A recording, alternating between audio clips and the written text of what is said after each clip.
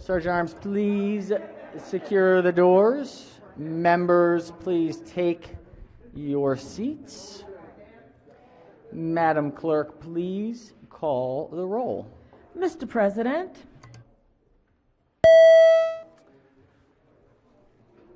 All right. This morning, we are very pleased to have the Rabbi Shmuel Silber from Suburban Orthodox Torah Chaim in Baltimore, Maryland. I was close. The guest of the distinguished senator from District 11. Members, please rise for the invocation.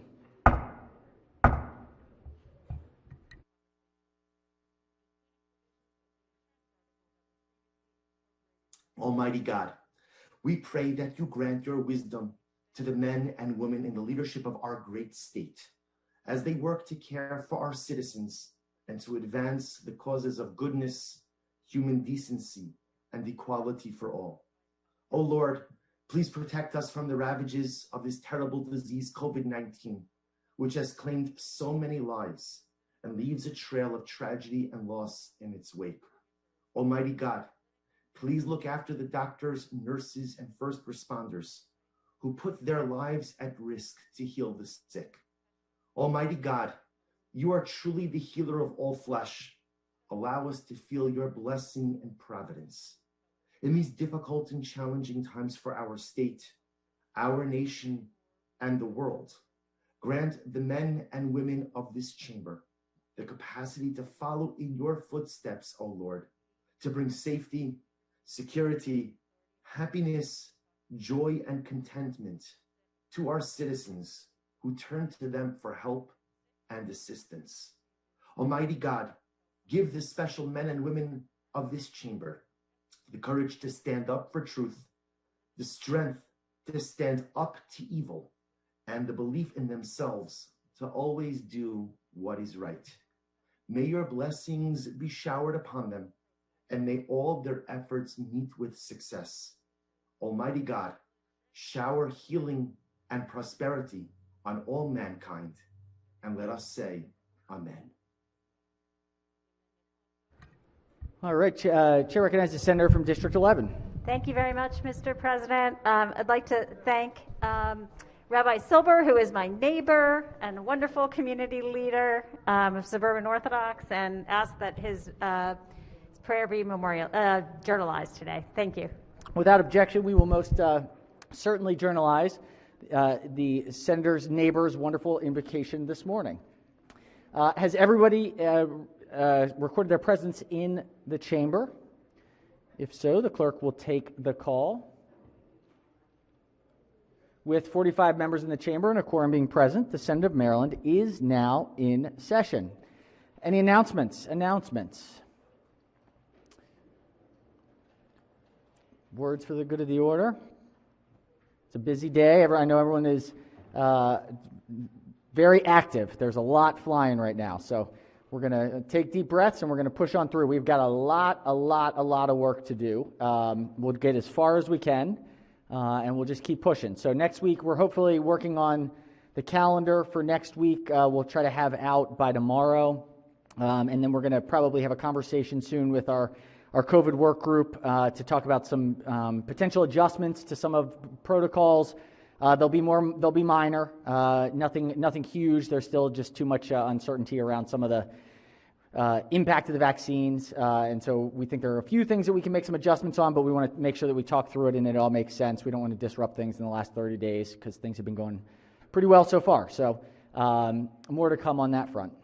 All right. If there's not anything else, let's go ahead and jump in. So we consider the reading of the journal from the prior legislative day. We do have a message from the House of Delegates. They've got some first reading House bills. This is Calendar 11. Clerk will read the bills. House Bill 2, Delegate Corman, Maryland Environmental Service Reform Act of 2021. This is an emergency bill. House Bill 13, Delegate Lukey, Influence on Collective Bargaining, Prohibition on Use of Public Funds. Majority Leader moves so be considered the reading of the bills. Next, we have a message. This is an appointment from the Attorney General's office. Clerk will read the message.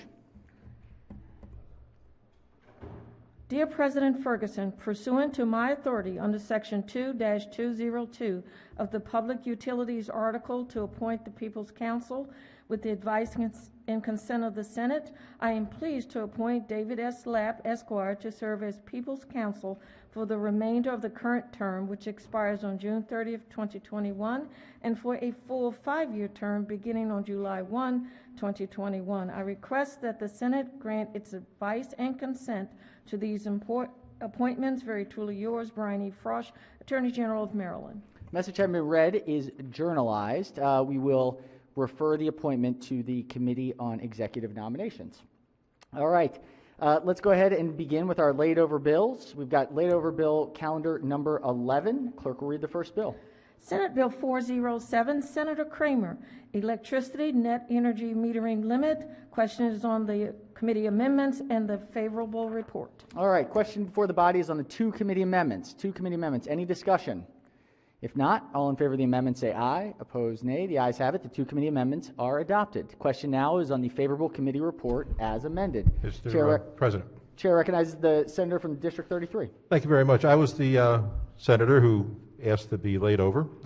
The amendment that I requested has not yet arrived, but it is one which I'm going to not worry about at this moment.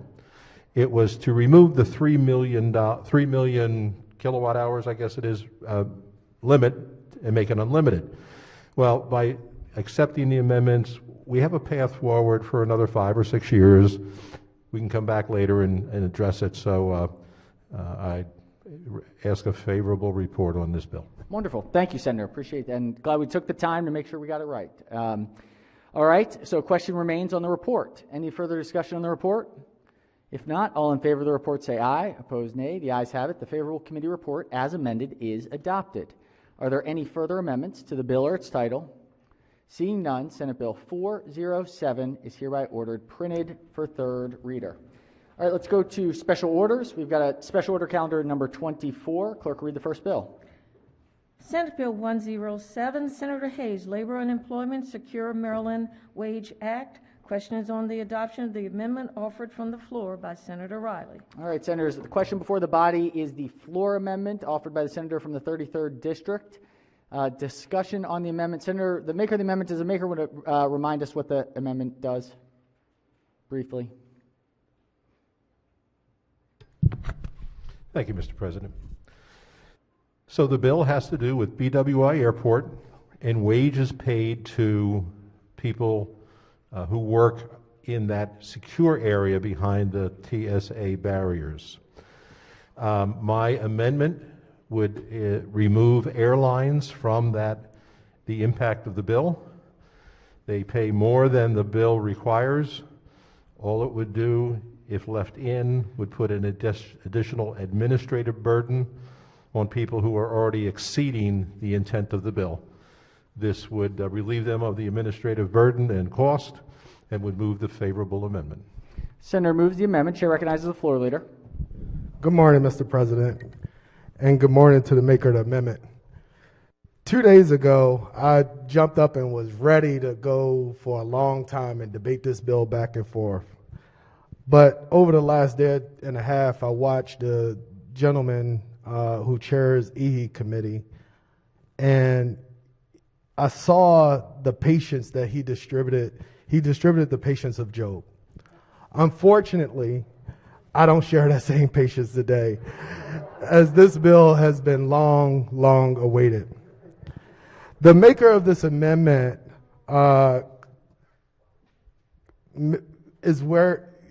concerns about the administrative burdens that it may place. And I'll say,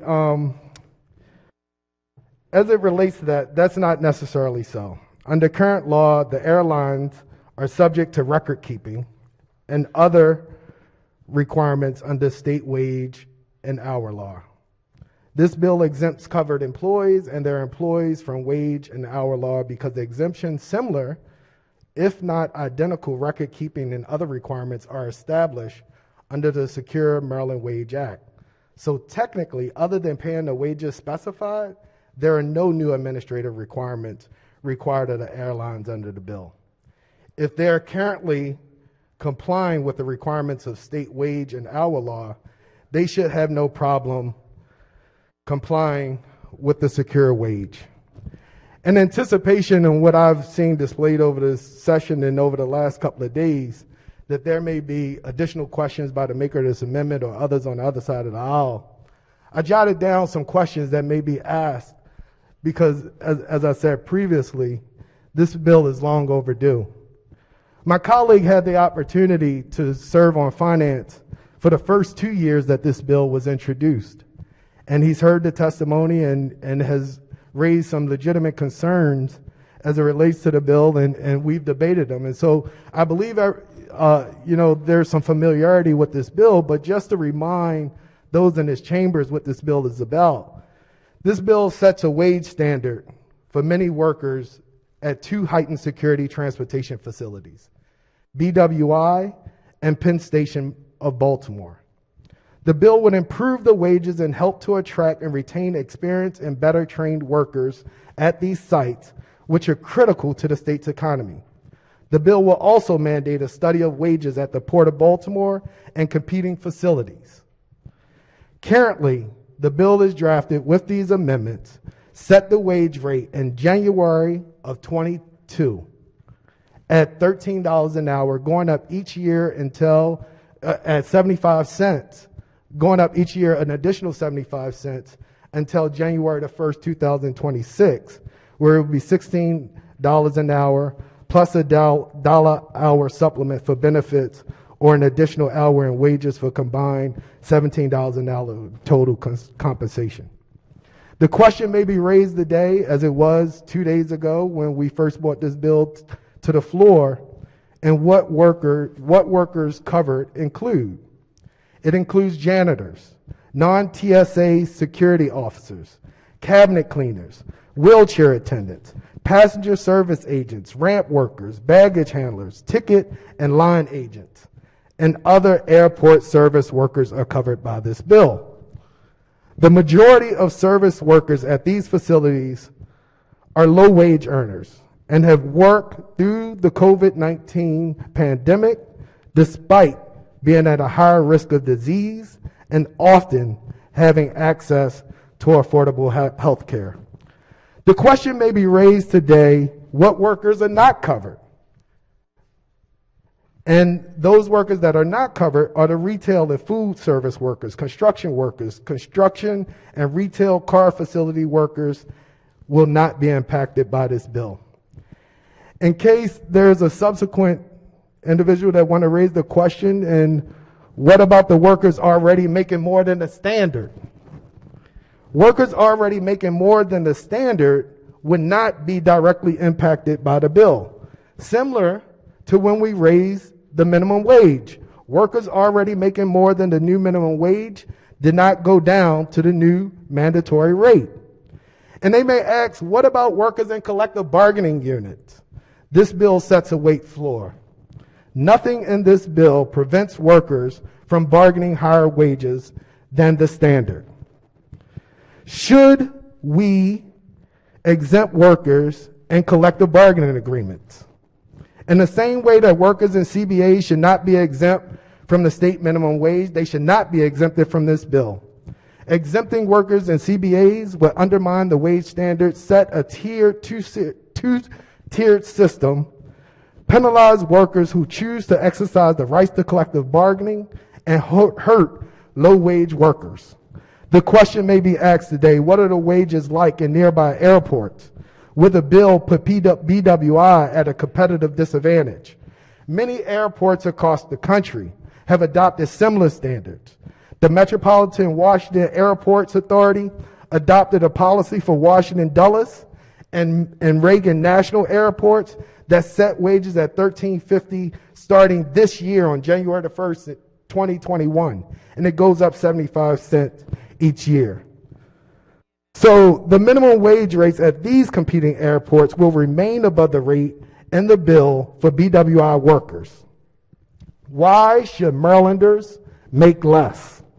Washington Dulles and Reagan National Airports both saw an increase in passengers after adapting a wage and benefits policy after conducting after concluding it would improve safety and security. The question may be asked here today, why doesn't the wage standard in this bill apply to the Port of Baltimore? Wages at the port are currently higher than the bill calls for. A study is needed to understand a potential future wage standard at the port. Wages and the impact of wage increases airports in the region is already well known. And the question may be asked, why is this wage standard needed? Shouldn't market forces determine wages? In the airport services market, competitive forces often result in a race to the bottom on worker wages. By setting a wage floor, employers would mostly be competing for the quality of service and management they provide, not how poorly they can pay their employees. On the flip side, living wages have correlated with reduced low-wage worker turnover and absenteeism in airports, which also allows time to develop the skills and become a more experienced, productive, and proficient. Higher wages have found to correlate with reduced turnover because as workers stay on a job longer, they are less likely to search higher paid jobs. Maryland takes many steps to invest in transportation infrastructure. This bill is important additional steps. Colleagues, I will tell you that most of the workers that work at our airports and work at Pennsylvania Station, they are among the lowest wage earners in the state of Maryland. Many of them living within a 20 to 30 minute car ride to the airport often takes 45 minutes to an hour and 15 minutes. They spend more time trying to get to work than we spend on this floor. These are hardworking citizens that are in vulnerable spots that are often subject to terrorism. And so I appeal to you today that we give these employees the opportunity to take care of their families. And I would just remind this body with these final words from that my grandmother used to call the good book. Proverbs 19:10 says that whoever is kind to the poor tends to lend to the Lord, and he will reward them for what they have done. Colleagues, please reward the people who put their lives on the line every day and give to the state of Maryland. All right. I urge this body to reject the amendment from the senator in the 33rd district. Thank you, Senator. All right. Are there any senators who have not yet spoken who wish to speak? Senator from 32nd District on this issue or a separate? On another amendment, Mr. President. Thank you. All right. Any senator from the 34th District? Mr. President, I just want to thank the sponsor of this bill for so clearly laying out the facts that he's arguing in support of this bill. It was an excellent job, and I just want to commend him for that. Thank you. Thank you, Senator. All right. Chair recognizes the senator from the 33rd District. Thank you very much. The good senator, the sponsor, the floor leader, mentioned the bill was in finance for several years. I hope I have been consistent in my attitude toward this bill. I want to make sure everybody understands this is not nothing, a new revelation. Thank you for nodding your head, yes. Now, Senator, I had a couple more questions for you you didn't yet answer. Could you yield for a few questions? Will the floor leader yield for a question? Sure. Senator may proceed. Sorry. Thank you, Senator. I was shared on your original testimony on the floor and a report from the committee that your focus was TSA terrorism risks. Today, you brought up being exposed to COVID. So I'll take your word that COVID is part of this. Shouldn't other people be included in extra pay for being exposed to COVID, such as food, people at grocery stores, restaurants, and things of that nature?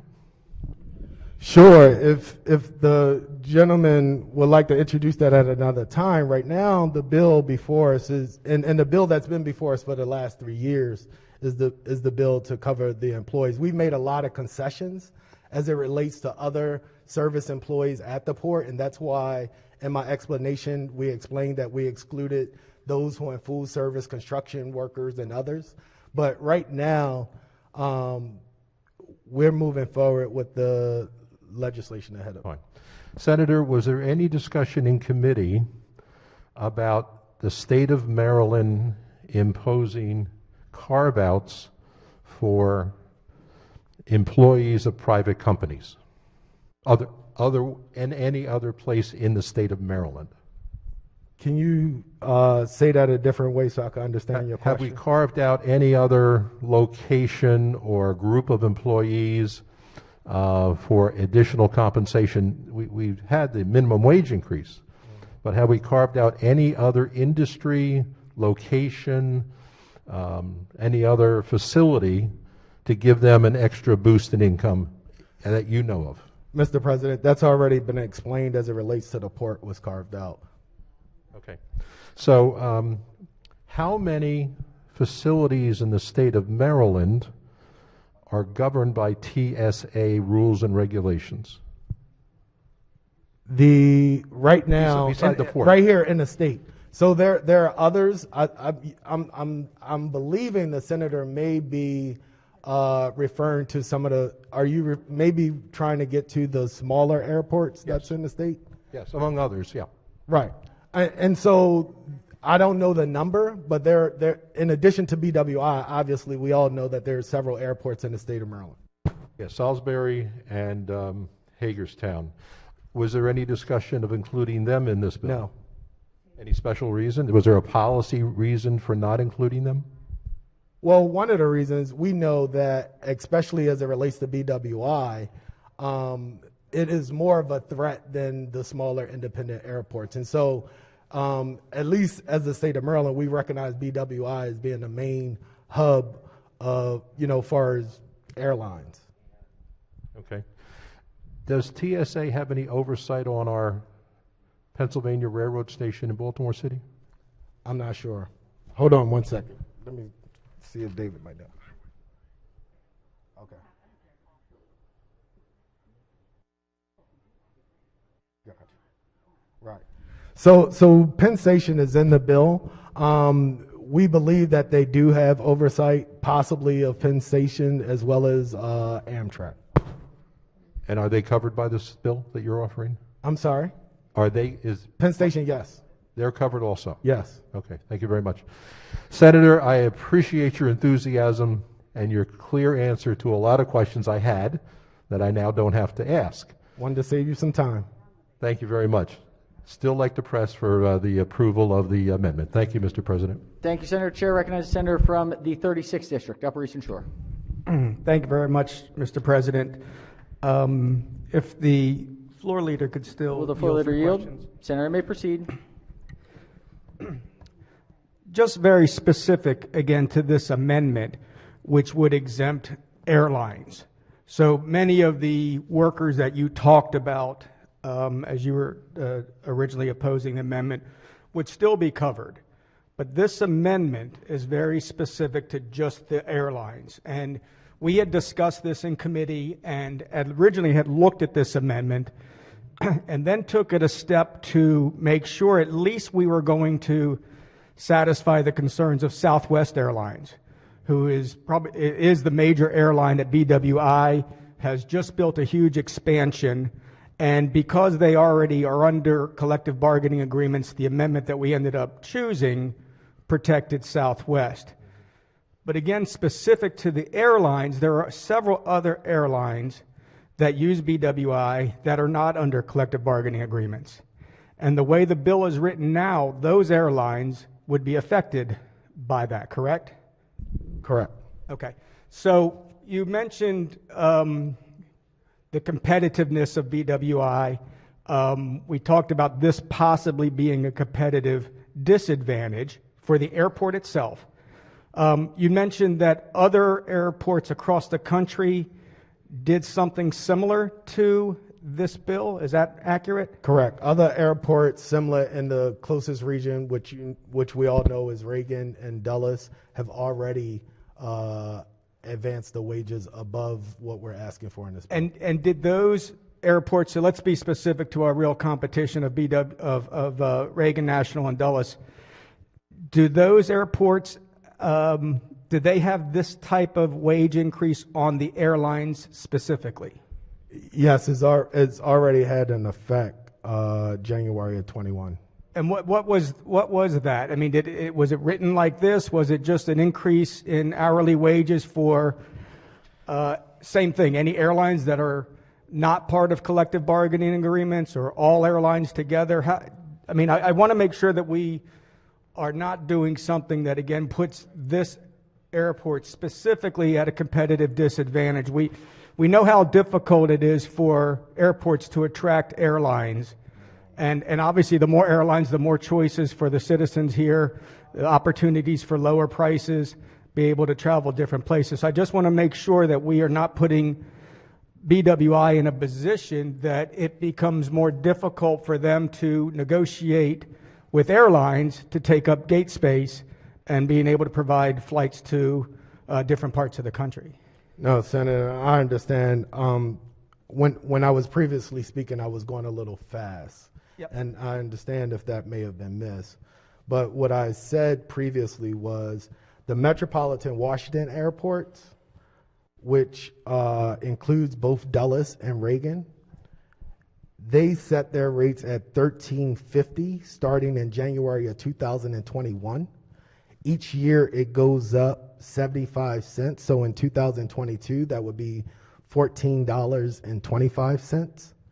And it continues to go up. And so they've already set rates higher than what we're asking for, which would be at the $13.50 level in 2022. Okay, and specific to airlines, correct? That's what you're saying. So Reagan National and Dulles have gone to the airlines and said, we are imposing, or we're implementing a standard on what you must pay airline employees that are not in a collective bargaining agreement. Specific airline employees. Airline employees, yes. Okay. All right. Thank you very much, my colleague. Mr. President, I would still say that I think that although we provided a very good explanation, I think there's still a lot of question with respect specifically to how other airports are treating airline employees. And again, I think it's important to recognize there are many airlines that use BWI that are not under collective bargaining agreements. So without this amendment, they will be affected. And again, I think it's important that we make sure that we have competition amongst airlines at BWI. I mean, Southwest is a great airline and serves to many parts of the country, but the reason some of their fares are low is because there still is competition. And I'll make sure that we don't end up doing something that would end up hurting that competitive advantage that BWI currently has. So I would press this amendment, Mr. President. All right. Thank you, Senator. Are there any senators who have not yet spoken who wish to speak? If not, Chair recognizes the floor leader. Nope. All right. On the amendment. All in favor of the amendment, say aye. Opposed, nay. Noes have it. The amendment is rejected. Chair recognizes the senator from the 32nd District. Thank you, Mr. President. The proud representative of BWI Airport. So thank you for this opportunity. I have an amendment, Mr. President. Thank you, Senator. Could you please read the number of the amendment? 423328/1. All right. One moment.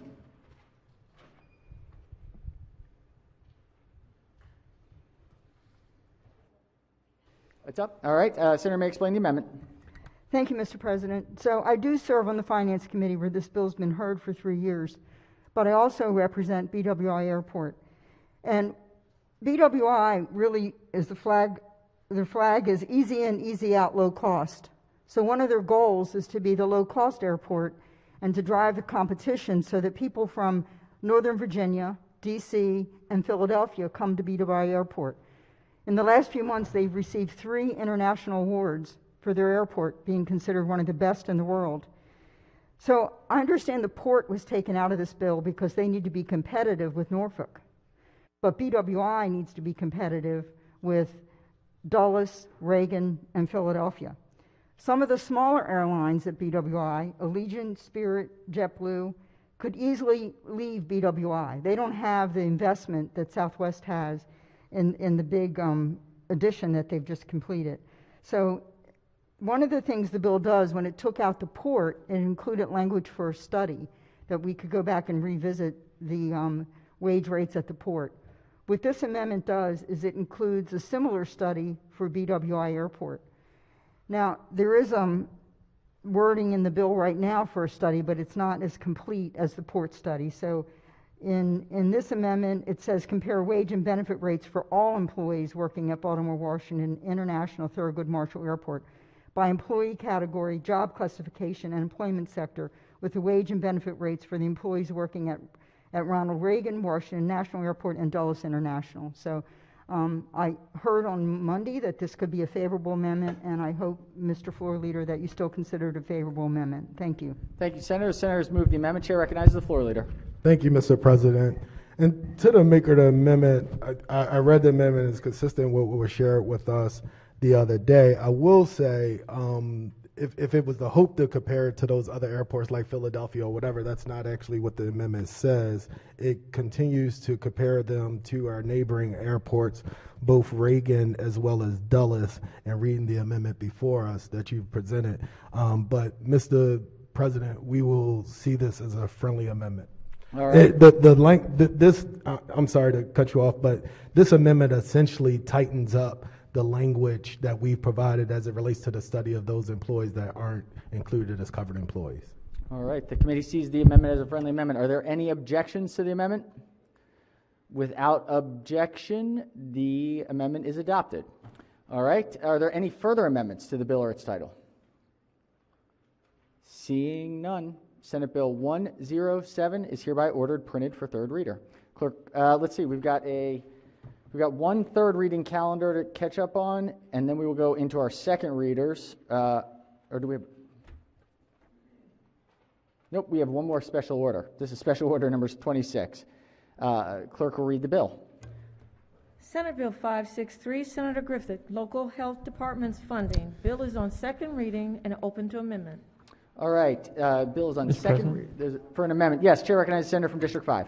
Yeah, I was the maker of the motion yesterday, and I just want to say I appreciate the courtesy. I just wanted to take a look more closely at the bill, and I did not have a chance to talk to the sponsor, but the committee chair and I bumped into each other, and I do appreciate that my questions have been answered. So Wonderful. Thank you very much. Excellent. Thank you, Senator. All right, are there any further amendments to the bill or its title? Seeing none, Senate Bill 563 is hereby ordered printed for third reader. Let's do a quorum call before a third reading calendar. Mr. President, has everyone recorded their presence?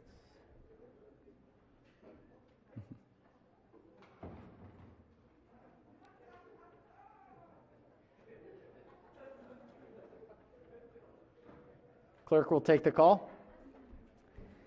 With 46 members in the chamber and a quorum being present, the Senate of Maryland remains in session. We've got third reading calendar 21. Clerk will read the first bill. Senate Bill 10, Senator Wallstreicher, Election Law, Polling Sites, Firearms Prohibited. Senate Bill 10 is on third reader for final passage. Any discussion? If not, the clerk will call the roll. Mr. President, Has everyone recorded their vote? Anyone wish to change their vote, explain their vote? If not, the clerk will take the call.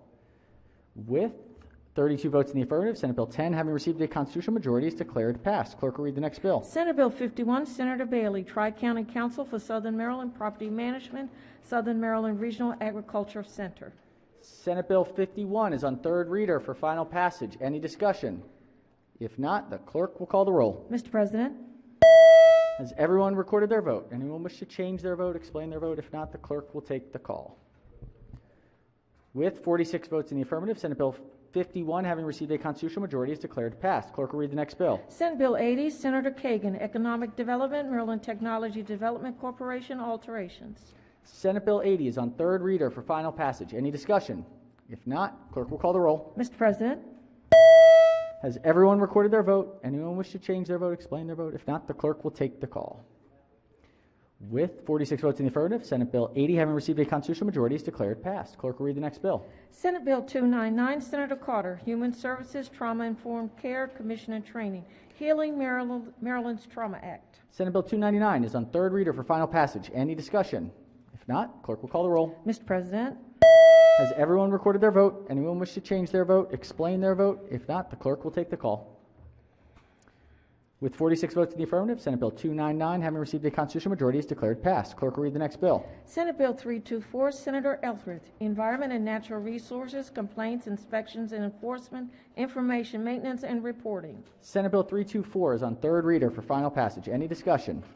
If not, clerk will call the roll. Mr. President, Has everyone recorded their vote? Anyone wish to change their vote, explain their vote? If not, the clerk will take the call. With 37 votes in the affirmative, Senate Bill 324 having received a constitutional majority is declared passed. Clerk will read the next bill. Senate Bill 425, Senator Augustine, Work Group on Screening Related to Adverse Childhood Experiences. Senate Bill 425 is on third reader for final passage. Any discussion? If not, clerk will call the roll. Mr. President, Has everyone recorded their vote? Anyone wish to change their vote, explain their vote? If not, the clerk will take the call. With 46 votes in the affirmative, Senate Bill 425 having received a constitutional majority is declared passed. Clerk will read the next bill. Senate Bill 520, Senator Klossmeyer, Behavioral Health Services and Voluntary Placement Agreements, Children and Young Adults Report Modifications. Senate Bill 520 is on third reader for final passage. Any discussion? If not, clerk will call the roll. Mr. President, Has everyone recorded their vote? Anyone wish to change their vote, explain their vote? If not, the clerk will take the call. With 46 votes in the affirmative, Senate Bill 520 having received a constitutional majority is declared passed. Clerk will read the next bill. Senate Bill 561, Senator Hershey, Electric Cooperatives, Meetings Alterations. Senate Bill 561 is on third reader for final passage. Any discussion? If not, clerk will call the roll. Mr. President, Has everyone recorded their vote? Anyone wish to change their vote, explain their vote? If not, clerk will take the call. With 45 votes in the affirmative, Senate Bill 561 having received a constitutional majority is declared passed. Clerk will read the next bill. Senate Bill 609, Senator Augustine, Economic Development, Maryland Industrial Development Financing Authority Marketing Plan. Senate Bill 609 is on third reader for final passage. Any discussion? If not, clerk will call the roll. Mr. President, Has everyone recorded their vote? Anyone wish to change their vote, explain their vote? If not, the clerk will take the call.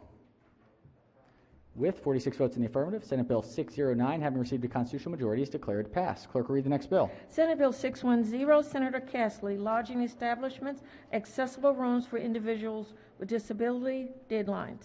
Senate Bill 610 is on third reader for final passage. Any discussion? If not, clerk will call the roll. Mr. President, Has everyone recorded their vote? Anyone wish to change their vote, explain their vote? If not, the clerk will take the call. With 46 votes in the affirmative, Senate Bill 610 having received a constitutional majority is declared passed. Clerk will read the next bill. Senate Bill 652, Senator Klossmeyer, Public Health Long-Term Care Planning. Senate Bill 652 is on third reader for final passage. Any discussion? If not, clerk will call the roll. Mr. President, Has everyone recorded their vote? Anyone wish to change their vote, explain their vote? If not, the clerk will take the call. With 46 votes in the affirmative, Senate Bill 652 having received a constitutional majority is declared passed. Clerk will read the next bill. Senate Bill 704, Senator BEIDLE, Nursing Homes, Transfer of Ownership Surveys. Senate Bill 704 is on third reader for final passage. Any discussion? If not, clerk will call the roll. Mr. President, Has everyone recorded their vote? Anyone wish to change their vote, explain their vote? If not, the clerk will take the call. With 46 votes in the affirmative, Senate Bill 704 having received a constitutional majority is declared passed. Yes, Chair recognizes the senator from Baltimore County. Thank you, Mr. President. On Senate Bill 10, I'd like to change my vote from red to green. From red to green on Senate Bill 10. Any objections? Without objection, so ordered. All right. Any other adjustments? All right, let's go into our unfinished business now. These are some second readers. We've got a report of the Committee on Budget and Taxation, number 11. Clerk will read the first bill. Senate Bill 30, Senator ELFRETH, State Finance and Procurement Appropriation Reductions, Board of Public Works Budget Reduction Clarification Act, favorable with 2 amendments. Chair recognizes the sponsor of the bill as the floor leader. Thank you very much, Mr. President. Colleagues, Senate Bill 30 is an update to a bill we passed in 2016, just clarifying some provisions for the Board of Public Works. As amended, the bill is going to limit the governor's authority to reduce the budget appropriation subject to the approval of the Board of Public Works up to 25% of the legislative appropriation as approved by the General Assembly for any budget program. The bill also increases the advance notice that BPW must give before it approves a proposed reduction. It currently is 3 business days. This would extend it to 7 calendar days. It gives us, it gives our constituents, it gives the advocacy groups a little more time to review these budget cuts and advocate for their programs to the BPW from 3 calendar days to 3 business days to 7 calendar days.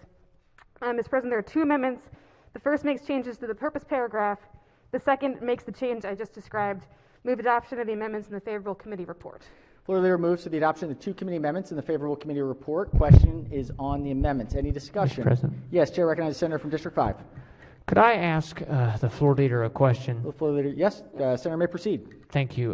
Senator, thanks for your explanation of the bill. I was trying to read through it here quickly. Can you give a little history here? I understand my understanding is this is somewhat in reaction to some things that have happened recently, but have we moved in the past to change this before? I mean, has this been a problem before?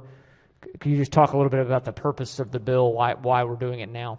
Absolutely. I think this is a challenge for most of the past administrations, governors, this governor and past governors, of during the interim when the Board of Public Works has budget powers, of making reductions that frankly are contrary to what the General Assembly legislated via the budget.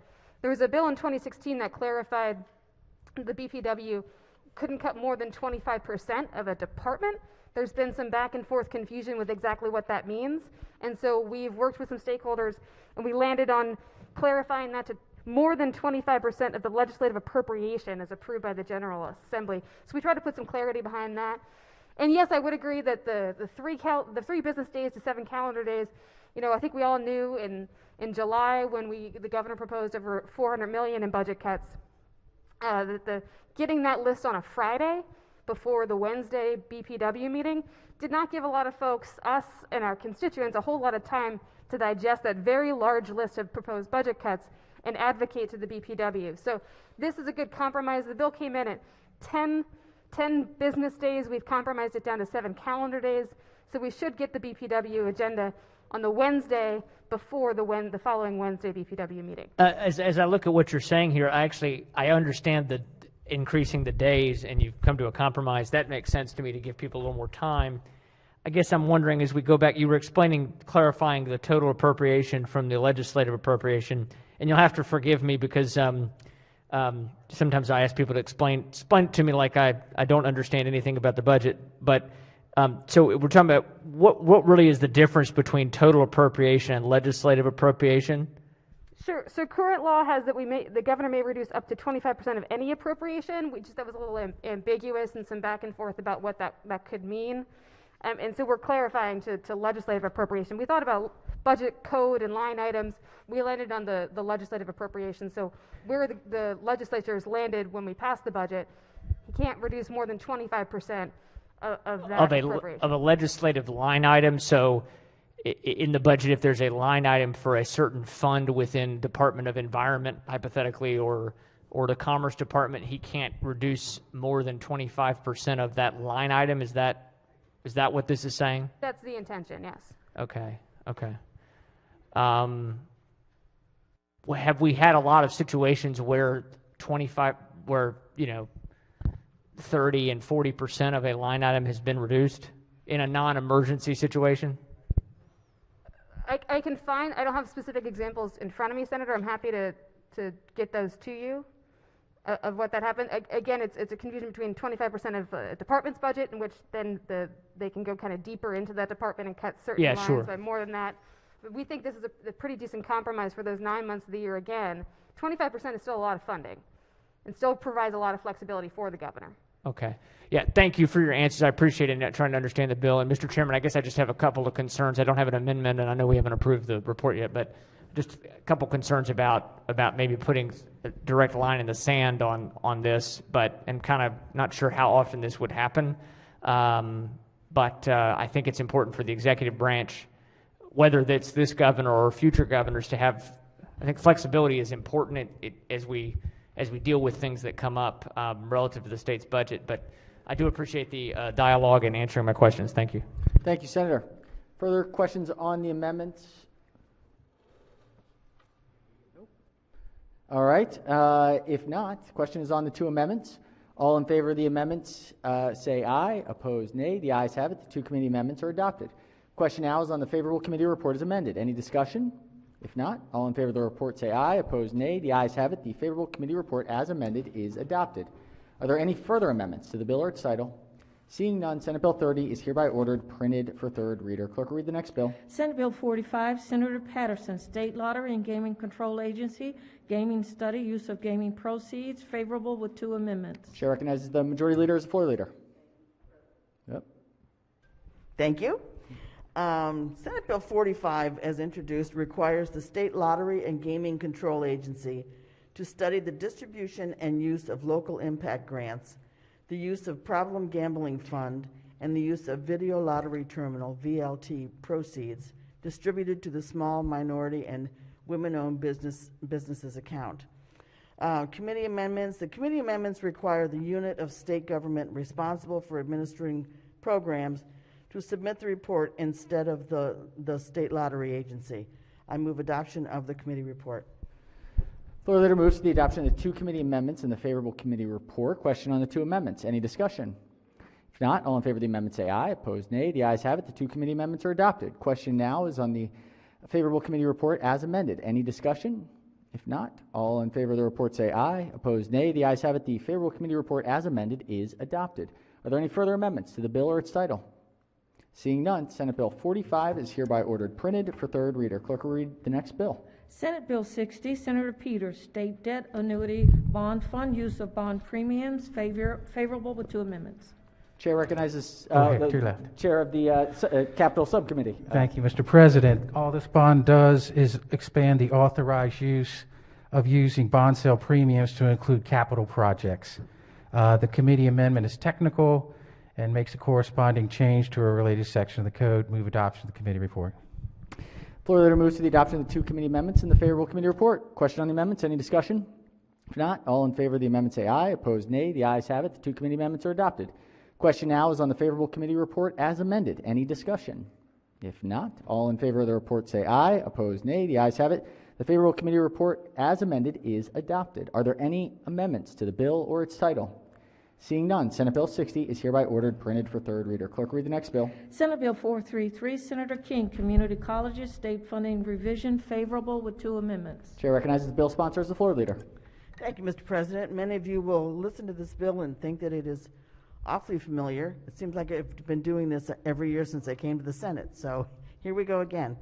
Senate Bill 433 specifies that state appropriations calculated under the Senator John A. Cade funding formula for local community colleges and the Baltimore City Community College funding formula include appropriations regardless of where they are budgeted, designated for the general operation of four-year public institutions of higher education, including personnel-related appropriations.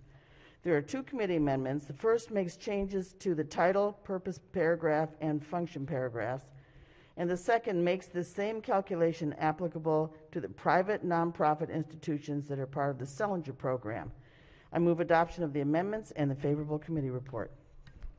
Floor leader moves for the adoption of the two committee amendments in the favorable committee report. Question is on the amendments. Any discussion? If not, all in favor of the amendment say aye. Opposed, nay. The ayes have it. The two committee amendments are adopted.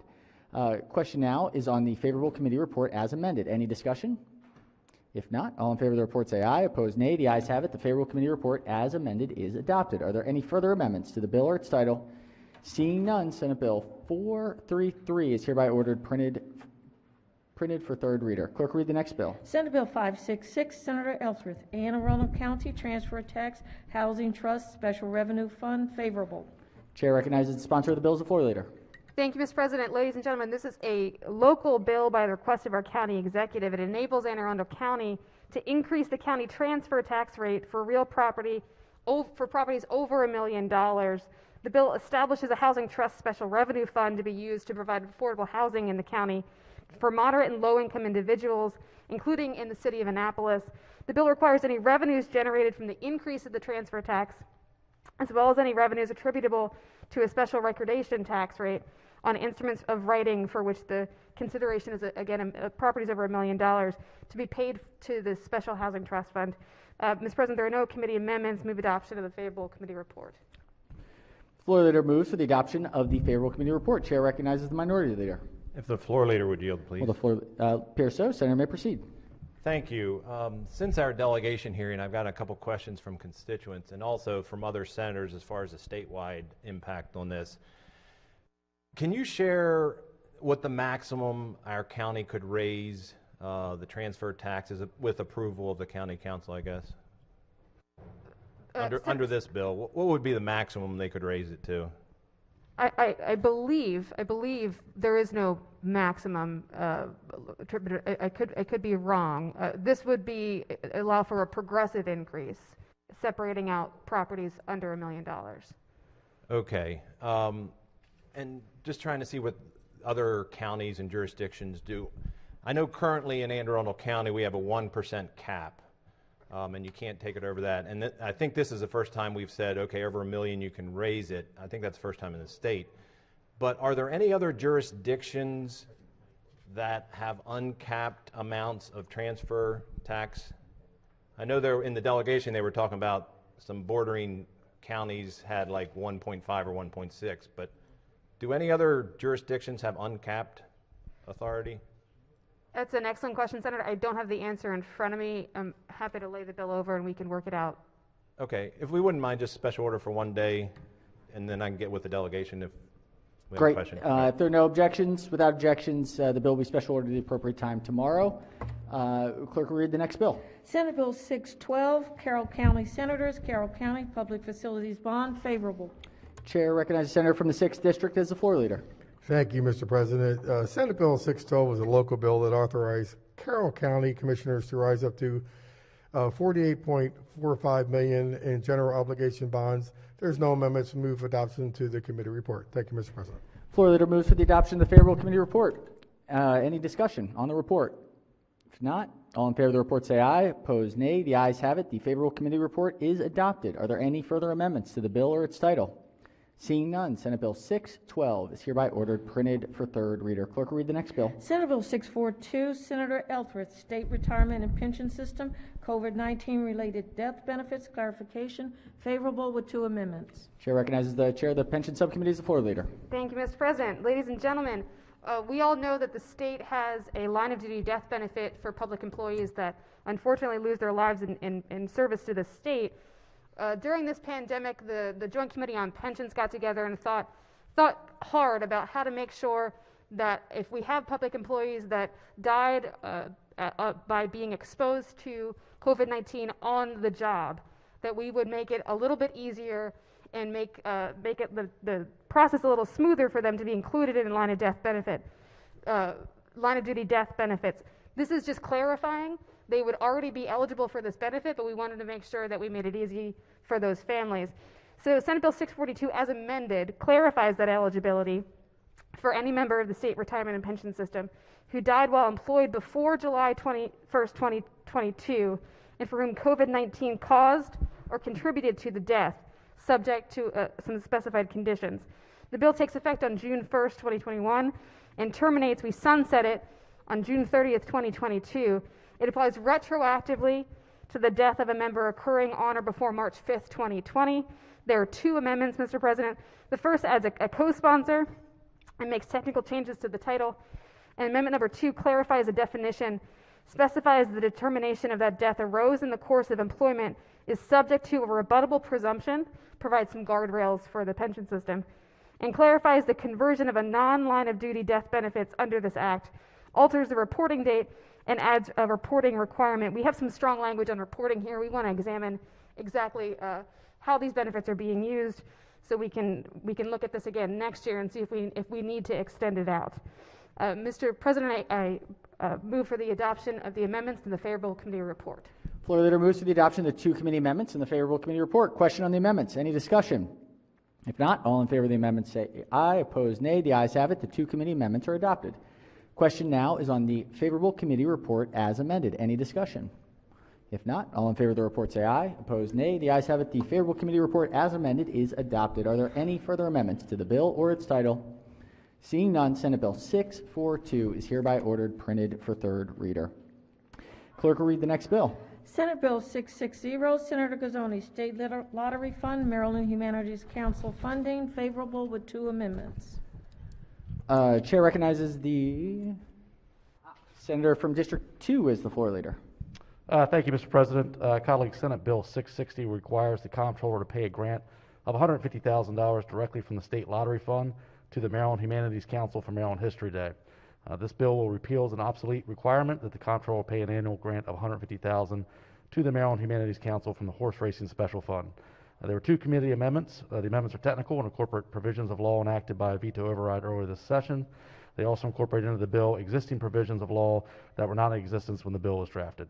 Move the adoption of the committee report. All right, floor leader moves for the adoption of the 2 committee amendments and the favorable committee report. Question is on the 2 committee amendments. Any discussion?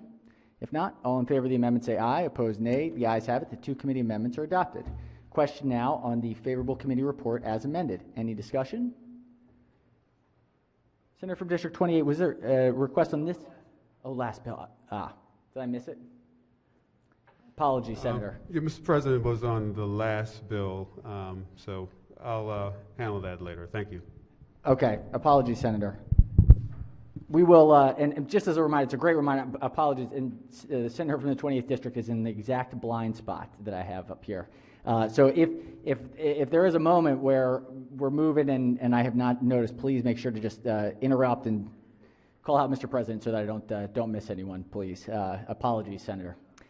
All right, the question is on the favorable report as amended. Discussion on the report? If not, all in favor of the report say aye. Opposed, nay. The ayes have it. The favorable committee report as amended is adopted. Are there any amendments to the bill or its title? Seeing none, Senate Bill 660 is hereby ordered printed for third reader. Clerk will read the next bill. Senate Bill 680, Senator Jennings, Teachers Pension System, Vested Allowance, Break-in Service, favorable with 2 amendments. Chair recognizes the Senator from the capital city as the floor leader. Thank you, Mr. President. Ladies and gentlemen, Senate Bill 680, as amended, exempts specified former members of the teacher pension system from a requirement that they be separated from employment with a participating employer in order to receive the vested allowance after attaining normal retirement age. Every once in a while, I would say a couple times a year, we get these kinds of cases where a public employee has met the requirements, vested requirements to draw down on their pension, and then they want to come back into public service, typically in another system. So this bill seeks to address that. The bill also provides that specified documents related to a disability retirement be accepted as timely submitted under specified conditions, and requires the agency to submit a report on ordinary disability retirement applications. Mr. President, there are 2 amendments. Amendment number 1 makes technical changes. Amendment number 2 adds provisions requiring that the State Retirement and Pension System Board of Trustees accept certain documents relating to disability retirements as timely filed and provide benefits in accordance with the documents, and adds the reporting requirement regarding ordinary disability retirement applications. This is one that gave us some homework to do over the interim, Mr. President, to get to the bottom of some of these circumstances. I'm sure the Joint Committee is looking forward to that. In the meantime, I move adoption of the amendments in the favorable committee report. All right, Senators move for the adoption of the 2 committee amendments and the favorable committee report. Question on the amendments. Any discussion? If not, all in favor of the amendment say aye. Opposed, nay. The ayes have it. The 2 committee amendments are adopted. Question now on the favorable committee report as amended. Any discussion? If not, all in favor of the report say aye. Opposed, nay. The ayes have it. The favorable committee report as amended is adopted. Are there any further amendments to the bill or its title? Seeing none, Senate Bill 680 is hereby ordered printed for third reader. Clerk will read the next bill. Senate Bill 761, Senator ELFRETH, Alcohol and Tobacco Commission, Executive Director clarification, favorable with 2 amendments. Chair recognizes the sponsor of the bill as the floor leader. Thank you, Mr. President. This is my calendar. This is another one that's going to give us some homework to do over the interim to try to solve a problem.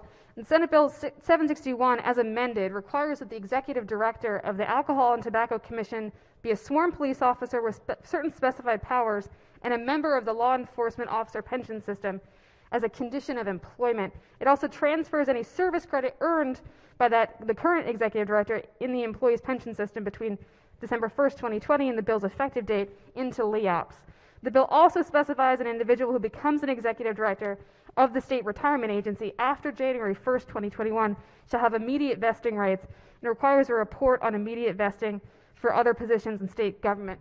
This is a challenge when we create new positions or we haven't exactly, as it was with the Alcohol and Tobacco Commission, executive directorships aren't always recognized in the system.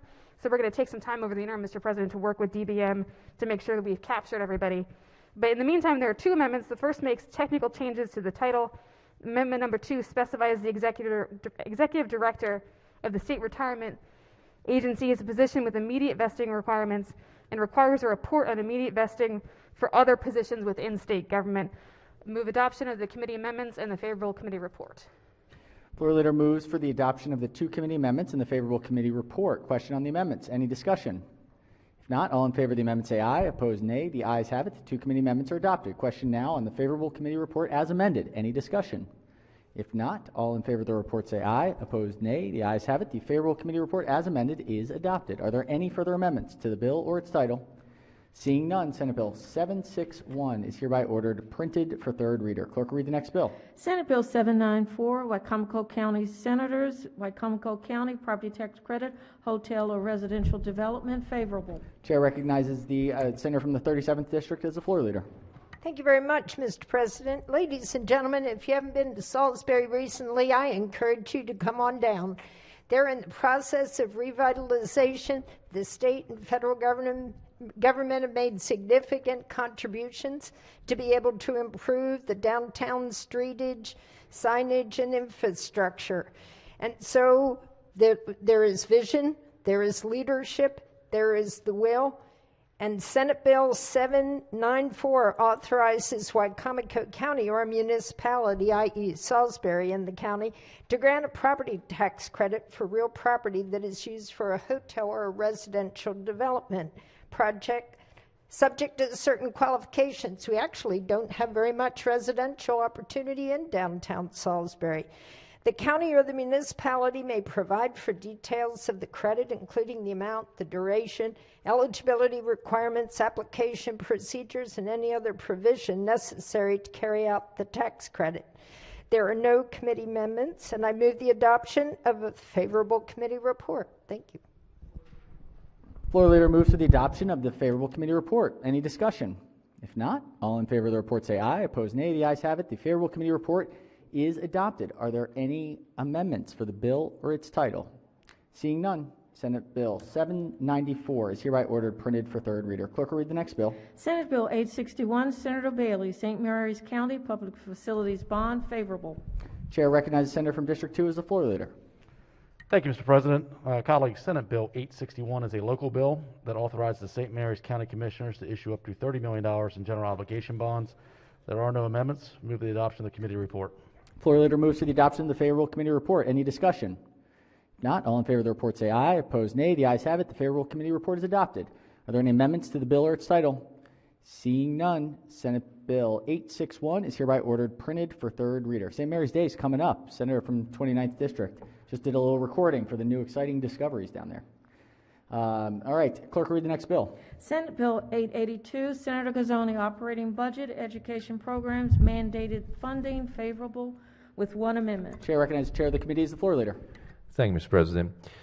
Bill 882 requires the governor include an annual budget bill for fiscal 2023 and appropriation to each grant recipient known as state-aided educational institutions, or SAIs, under funding for educational organizations that is equal to the greater of the funding amount of the recipient received in fiscal 2021-22. In addition, the governor must provide a total of $150 under funding for educational organizations in the fiscal 2023 annual budget. There is one amendment that corrects a reference to the proper budget code and adds fiscal 2020. You wouldn't know what the heck that meant, I'm sure. but it actually does something very simple. It just ensures that one of the grantees, the Chesapeake Bay Foundation, who has been providing educational services for 40 years, can continue doing so for the state. Move adoption of the committee amendment and favorable report. Floor leader moves for the adoption of the one committee amendment and the favorable committee report. Question on the amendment. Any discussion? If not, all in favor of the amendment say aye. Opposed, nay. The ayes have it. The one committee amendment is adopted. Question now on the favorable committee report as amended. Any discussion? If not, all in favor of the report say aye. Opposed, nay. The ayes have it. The favorable committee report as amended is adopted. Are there any further amendments to the bill or its title? Seeing none, Senate Bill 882 is hereby ordered printed for third reader. All right, that got us through B&T. Let's do some catching up with JPR now. We'll start with Calendar 8. Clerk will read the first bill. Senate Bill 15, Senator Bailey, Firearms Handgun Permit, Notice of Expiration and Renewal Instructions, favorable with 2 amendments. Chair recognizes the sponsor of the bill as the floor leader. Thank you, Mr. President. This bill requires that the Secretary of State Police provide a notice to a handgun permit's impending expiration and the instructions on how to submit the renewal application, and it has to be done 60 days before the license expires. Very similar to how we do driver's licenses, boat registrations, car registrations. There were 2 amendments. Amendment 1 is technical. Amendment 2 says that it can be done by either electronic mail or through the mail to cut down on the expense. The committee vote was unanimous. Move for the adoption of a favorable report and the 2 amendments. Floor leader moves for the adoption of the 2 committee amendments and the favorable committee report. Question on the amendments. Any discussion? If not, all in favor of the amendment say aye. Opposed, nay. The ayes have it. The 2 committee amendments are adopted. Question now on the favorable committee report as amended. Any discussion? If not, all in favor of the report say aye. Opposed, nay. The ayes have it. The favorable committee report as amended is adopted. Are there any further amendments to the bill or its title? Seeing none, Senate Bill 15 is hereby ordered printed for third reader. Clerk will read the next bill. Senate Bill 190, Senator Huff, Firearms, Right to Purchase, Possess, and Carry, Use of Medical Cannabis, favorable. Chair recognizes the bill sponsor as the floor leader. Thank you very much, Mr. President. This bill, very simple. There are no amendments. It passed committee unanimously. It has passed the floor of this chamber 3 times, twice unanimously the last 2 years. The bill simply states a person may not be denied the right to purchase, possess, or carry a firearm under this title solely on the basis that the person is authorized to use medical cannabis. There are no amendments, and I'd move the favorable adoption. Senators move for the adoption of the favorable committee report. Senator, on this bill, when we had the work group, the issue always comes up about the federal. Can the senator explain how the federal issue gets handled here? Yeah, so we obviously can't change the federal law, and on the federal law, they do ask on the form when you go to purchase a firearm if you are a habitual user. So there's a problem at the federal law.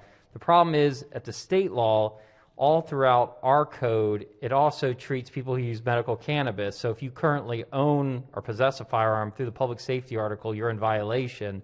So what we don't want one day is the state police or somebody to go around and start going after medical cannabis users and taking their firearms, because right now they are actually in violation of the state law. So we are trying to address our state portion, and obviously, hopefully by passing this, we're at least signaling to our federal lawmakers that they should do the same.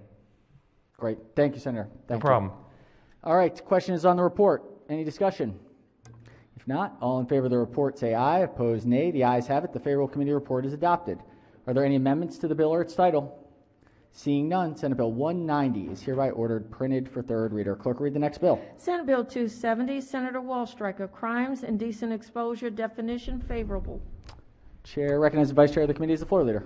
Thank you, Mr. President. This bill clarifies that the offense of indecent exposure includes engaging in a certain act in public. There are no committee amendments. It passed through the committee unanimously. Mr. President, I move the adoption of the favorable committee report. Floor leader moves for the adoption of the favorable committee report. Chair recognizes the minority leader. Thank you. Oh, wait a minute. This is the wrong bill. I'm sorry. All right. Withdrawal. All right. Any further discussion on the report? If not, all in favor of the report say aye. Opposed, nay. The ayes have it. The favorable committee report is adopted. Are there any amendments to the bill or its title?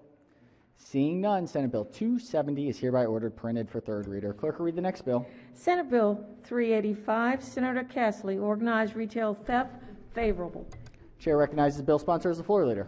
Thank you, Mr. President. Colleagues, this bill establishes the crime of organized retail theft.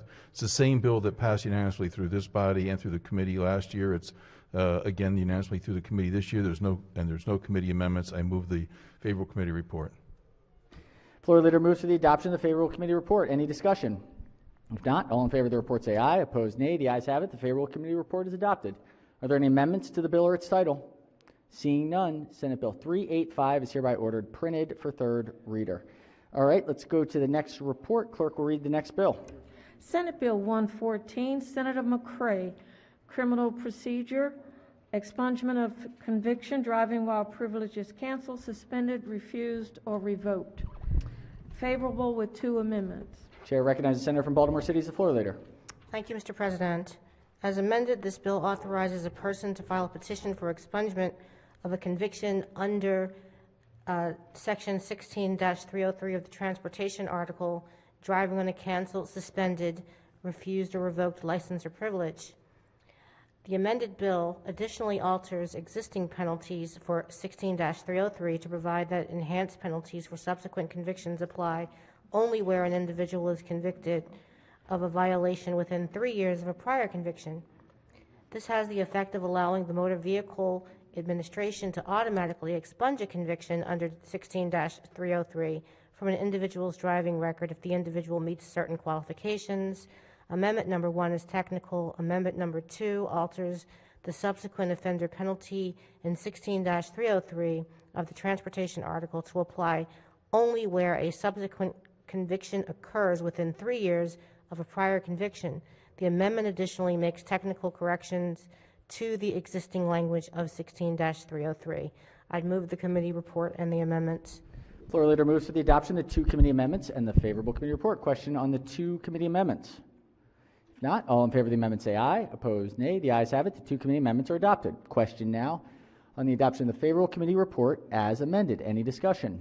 If not, all in favor of the report say aye. Opposed, nay. The ayes have it. The favorable committee report as amended is adopted. Are there any further amendments to the bill or its title? Seeing none, Senate Bill 114 is hereby ordered printed for third reader. Clerk will read the next bill. Senate Bill 140, Senator Peters, Vehicles Laws, Commercial Motor Carrier, Safety Inspection, Performance, and Insurance Information, Jane Corrigan's Law, favorable. Chair recognizes the senator from Baltimore County as the floor leader. Thank you, Mr. President. This bill only applies to an employer that is regulated by the Federal Motor Carrier Safety Administration, operates a physical place of business in Maryland, and employs more than 1 driver in Maryland. Such an employer is required to provide a prospective employee driver with 1, the U.S. Department of Transportation number of any entity currently owned by the employer, and 2, the website address for the Federal Motor Carrier Safety Administration's Safety and Fitness Records System. The bill passed unanimously. There are no committee amendments. I move the adoption of the favorable committee report. All right, floor leader moves to the adoption of the favorable committee report. Any discussion? If not, all in favor of the report say aye. Opposed, nay. The ayes have it. The favorable committee report is adopted. Are there any amendments to the bill or its title? Seeing none, Senate Bill 140 is hereby ordered printed for third reader. Clerk will read the next bill. Senate Bill 263, Senator West, Corporations and Real Estate Investment Trust, miscellaneous, favorable. Chair recognizes the sponsor of the bill as the floor leader. Thank you, Mr. President. This is the annual technical corrections bill relating to corporate laws brought by the State Bar Association's Business Law section.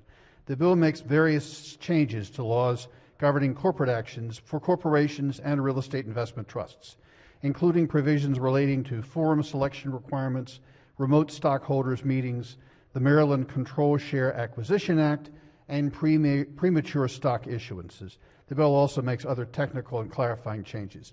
The bill passed unanimously. There are no committee amendments. I move the adoption of the favorable committee report. Floor leader moves to the adoption of the favorable committee report. Any discussion? If not, all in favor of the report say aye. Opposed, nay. The ayes have it. The favorable committee report is adopted.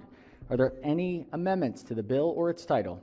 Seeing none, Senate Bill 263 is hereby ordered printed for third reader. Clerk, read the next bill. Senate Bill 293, Senator Wallstreicher, Vehicle Laws, Injury or Death of Vulnerable Individual, Penalties, favorable with 2 amendments. Chair recognizes the sponsor of the bill as the floor leader. Thank you, Mr. President. As amended, this bill prohibits an individual from causing the serious physical injury or death of a vulnerable individual as a result of the individual's driving in violation of any rule of the road. A violator is guilty of a misdemeanor and subject to a maximum fine of $2,000. An individual charged with a violation must appear in court and may not prepay the fine.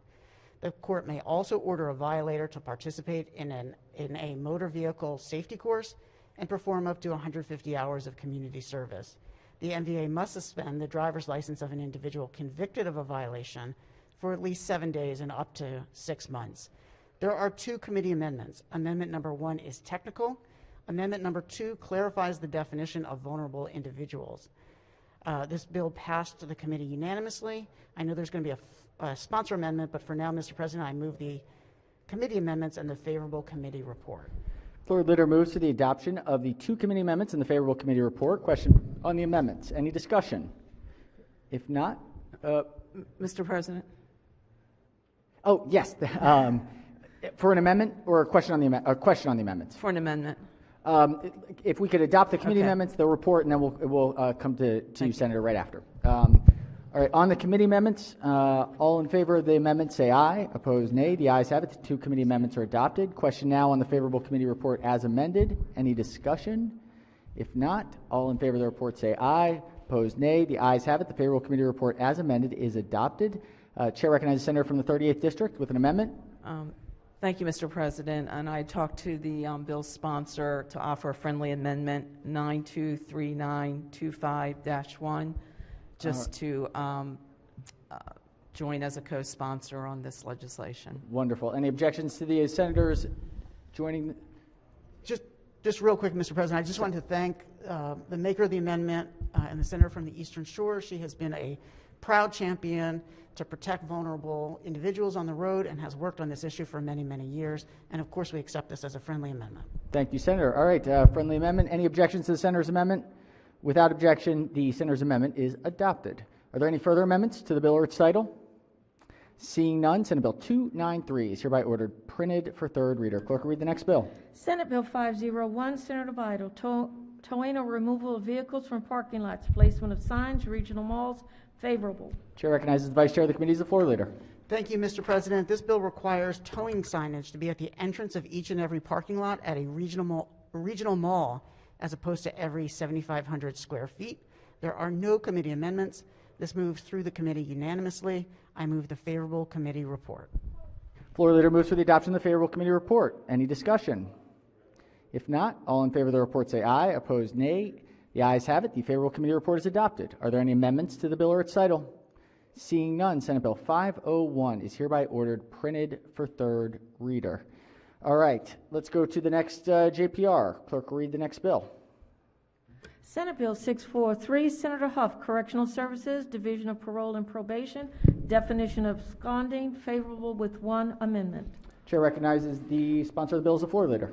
Thank you very much, Mr. President. As amended, this bill modifies the definition of absconding to include leaving an inpatient residential treatment facility that an individual was placed in pursuant to a court order for drug or alcohol treatment without the permission of the administrator. There's 1 amendment. It was technical with the judiciary to specify that these are people that are leaving inpatient residents under a court order. And just to summarize the importance of this bill, when we did the justice reinvestment, we put in caps for the amount of time that people under parole probation could be sentenced to, a 15-day. Unfortunately, we inadvertently, and I say it was really me, I was helped draft this part, inadvertently created a loophole that gives people an incentive now to leave drug treatment, which is not what we want. We want people to stay in treatment. So I would move the 1 amendment and the favorable report. Floor leader moves for the adoption of the 1 committee amendment and the favorable committee report. Question on the amendment. Any discussion? If not, all in favor of the amendment say aye. Opposed, nay. The ayes have it. The 1 committee amendment is adopted. The question now is on the favorable committee report as amended. Any discussion? If not, all in favor of the report say aye. Opposed, nay. The ayes have it. The favorable committee report as amended is adopted. Are there any further amendments to the bill or its title? Seeing none, Senate Bill 643 is hereby ordered printed for 3rd reader. Clerk will read the next bill. Senate Bill 834, Senator Smith, harassment and sexual harassment definitions, employment discrimination and sexual harassment prevention training, favorable with 2 amendments. Chair recognizes the sponsor of the bill as the floor leader. Thank you, Mr. President. As amended, the bill alters the statutory definition of harassment relating to employment discrimination. The bill explicitly includes sexual harassment within the definition of harassment and expands the definition of harassment to include conduct under certain circumstances as specified, which need not be severe or pervasive.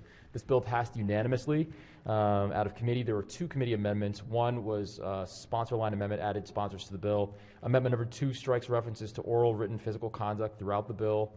The second part of Amendment 2 clarifies the alleged harassment or sexual harassment need not be severe or pervasive. The third part of it, harassment and sexual harassment, revises the element of the definition. And then the final part strikes references to reasonable victim of discrimination. With these amendments, Mr. President, that addressed the concerns raised by the Maryland Commission on Civil Rights. I move for the adoption of the favorable committee report and the 2 amendments. Senators move for the adoption of the 2 committee amendments and the favorable committee report. Question on the amendments. Any discussion? If not, all in favor of the amendment say aye. Opposed, nay. The ayes have it. The 2 committee amendments are adopted. Question now is on the favorable committee report as amended. Any discussion?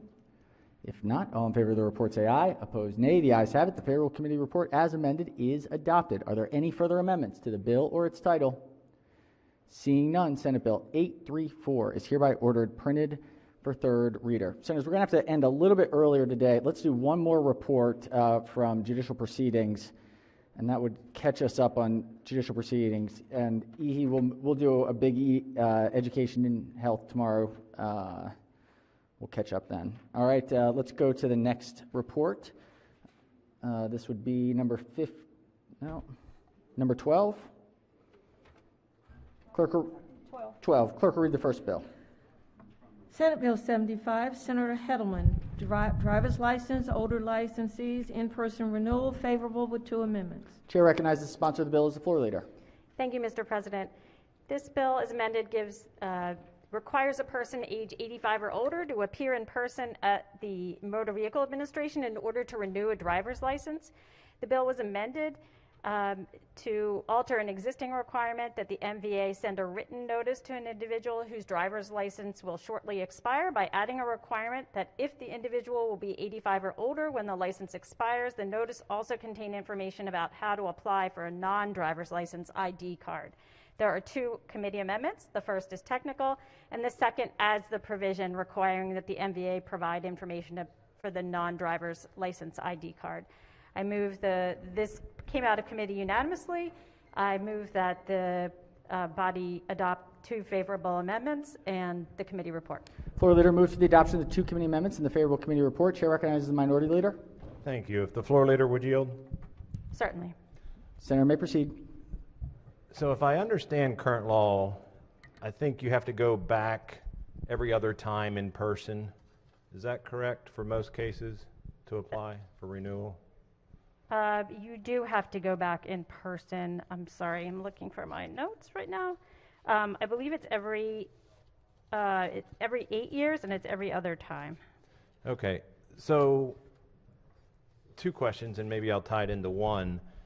If you could walk me through the process when somebody comes into the MVA, what the MVA is going to be checking for, and why are we stating that if you're 85 years or older, you have to go through that process? So you have to go through, so the reason, this is a public safety issue. There was someone in my district actually that was killed, unfortunately, by an older adult who was very, very confused at the time.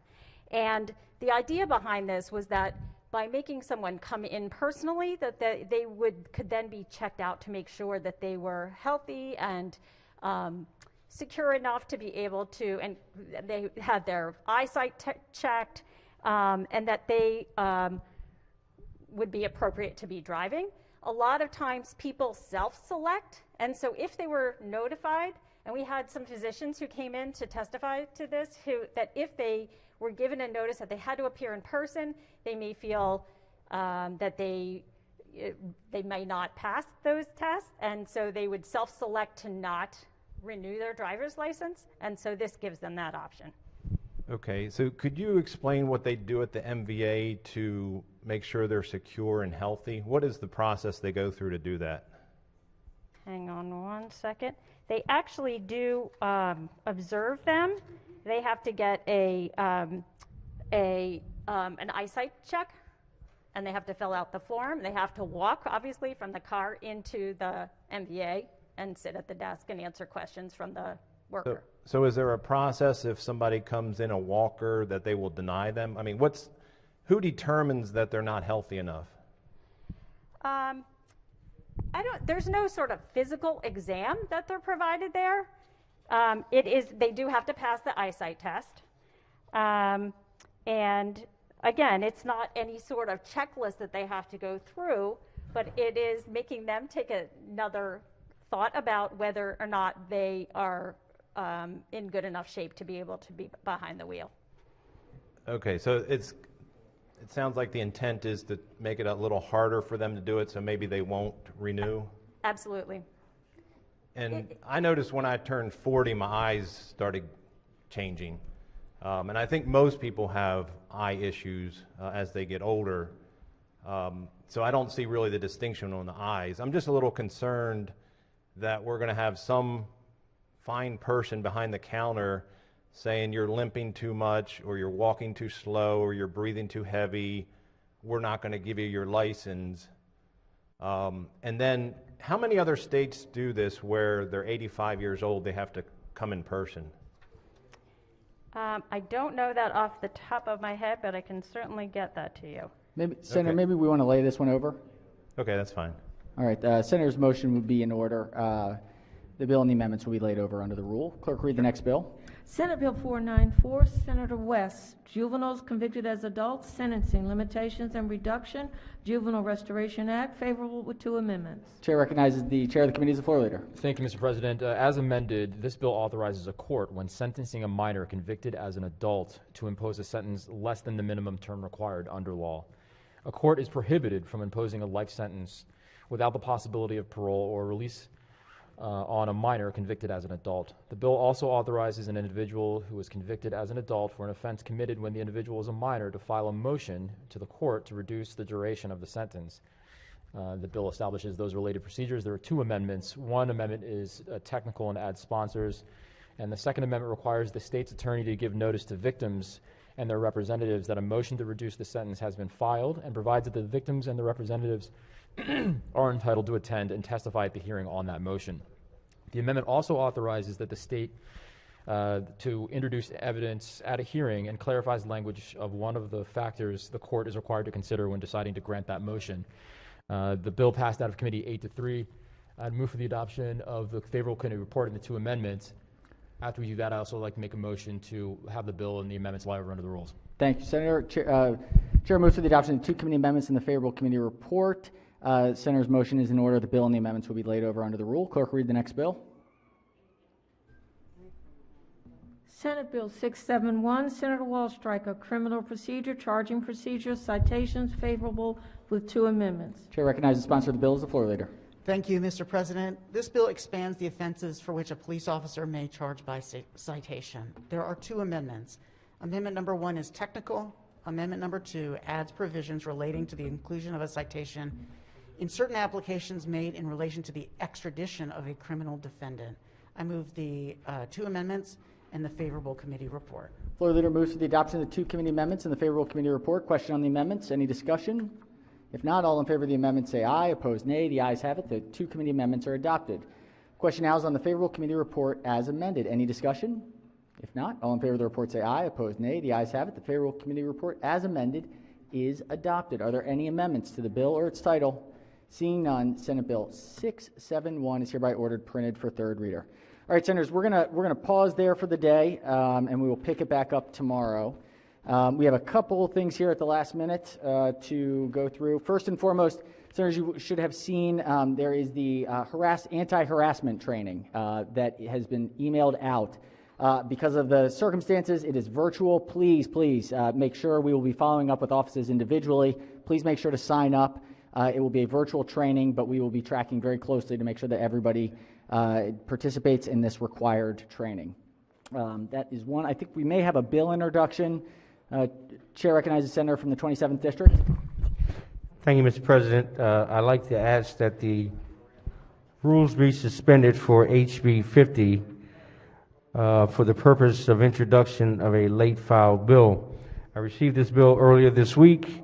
It's an important piece of landlord-tenant legislation, including protections for victims of domestic violence, sexual assault, and stalking.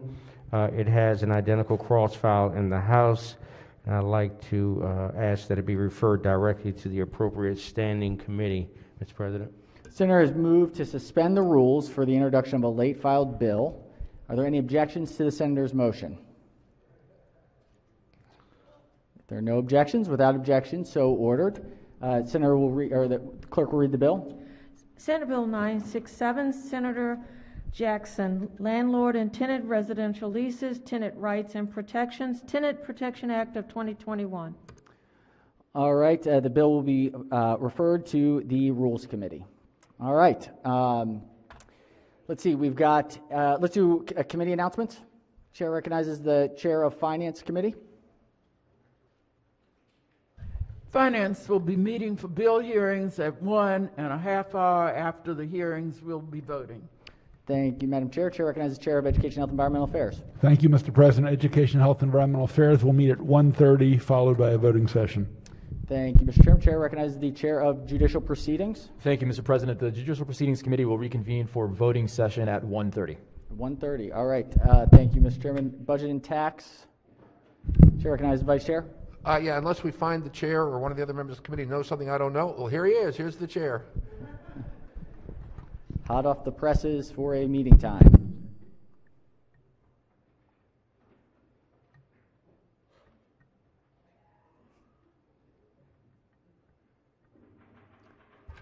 Nothing today. All right, there we go. Nothing today for BT. Okay. All right, other announcements? Announcements, delegations, or standing committees, select committees. Chair recognizes Senator from District 30. Thank you, Mr. President. I just want to take a moment. I was inspired by the good senator from Baltimore County the other day sharing the story of our constituents in the vaccine hunt. And, you know, my mother always told me never to react or respond when I'm angry. And the news just this week that the largest counties in our state received the fewest doses of the vaccine per capita got me very angry, to be frank. My office has been fielding calls, as I'm sure everybody's has, trying desperately to get vaccines to our most vulnerable constituents, those over 75, teachers, child care providers, those with pre-existing conditions, etc. So, Mr. President, I just wanted to share a story. I actually got it on the floor while we were sitting here. A constituent, let's call her Shirley, reached out to share her story, and I just want to bring this to light because I know it's a story that we've all heard that are in our inboxes across the state. My story is that my husband and I are 71. We've registered everywhere and check and click every day. My son-in-law in New Jersey called and asked if we wanted to find him to find shots for us. Somehow he found one for my husband at the CVS in Easton and one for me at the CVS in Wheaton. It was a very long day, but we got our first shots. Then I talked to another neighbor who's 82 and her husband is 89. They were doing the same thing we were and didn't have a son-in-law to find them shots. I tried to help by asking CVS for a phone number for them. Since we got ours, they were notified by the hospital to make appointments. It just shouldn't be this hard. And Mr. President, I would just echo Shirley's comments. It just shouldn't be this hard, particularly for our seniors, to navigate this process. And just something I'd like us to, you remind us this is the most important issue in front of us, and I would agree, and I just wanted to highlight her story. Thank you, Mr. President. Thank you, Senator, for that observation. Nothing more important than get these vaccines out. Nothing at all. All right, Chair recognizes Senator from the 45th District. Thank you, Mr. President. Just want to recognize that Baltimore City delegation will be meeting Friday, tomorrow, 9 a.m. for delegation. Full attendance is encouraged. Thank you. Thank you, Senator.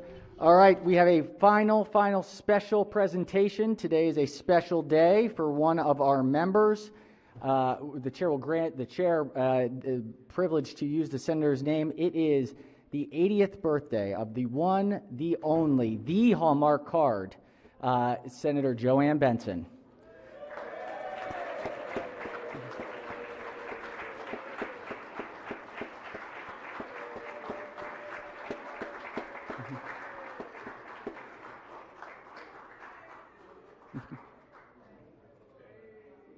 "80 years young." Chair recognizes the senator from Baltimore County. Yeah, I'd like to change the time for the hearing for finance to 1:30. 1:30. Thank you, Madam Chair. Excellent. All right. Well, on this happy note, let's go ahead and do a quorum call. before we adjourn? Mr. President, Has everyone recorded their presence? If so, the clerk will take the call. With 45 senators in attendance and a quorum being present, the Senate of Maryland remains in session. Chair recognizes Majority Leader. Thank you, Mr. President. I move the Senate of Maryland stand adjourned until Friday, March 12th at 12 p.m. 12 p.m. Without objection, so ordered. Stay safe, wear your mask, get the